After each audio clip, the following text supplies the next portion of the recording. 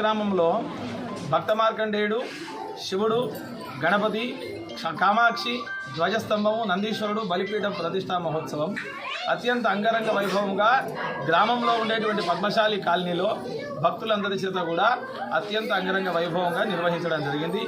దీనికి తాజా మాజీ సర్పంచ్ గారు, మా తాజా మాజీ ఎంపీటీసీ గారు, అదేవిధంగా ఉన్నటువంటి రాజకీయ నాయకులందరూ కూడా ఈ కార్యక్రమంలో పాల్గొనడం జరిగింది.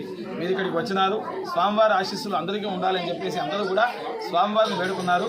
ఇంకో కొంత సమయంలో అన్నదాన కార్యక్రమం కూడా ఉంటుంది. ఇందులో భక్తులందరూ పాల్గొంటారు. మీరు కూడా ఈ సామాజిక మాధ్యమం ద్వారా ఈ దేవాలయం గురించి తెలుసుకుని వచ్చి దర్శనం చేసుకొని స్వామి కృపకు పాత్రలు కాగలరు.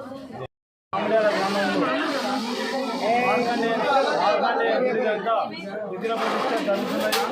కార్యక్రమంలో పాల్గొన్న భక్తులందరికీ ధన్యవాదాలు తెలుపుతూ, ముఖ్యంగా ఏంటంటే మా గ్రామం ముందుకూరైంది కొండపోచంలో, అక్కడ నుంచి ఇక్కడ వచ్చాము. మేము ఇక్కడ వచ్చి కొత్త నిర్మాణం గుడిని నిర్మించుకున్నాము.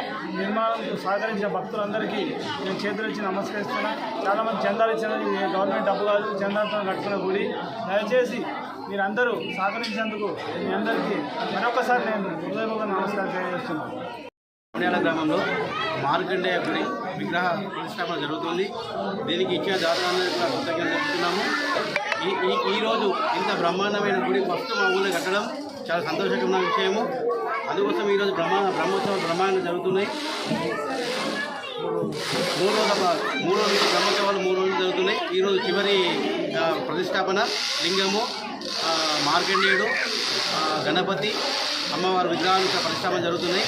చాలా సంతోషమైన రోజు ఇవ్వాలని మేము గ్రామస్తులకి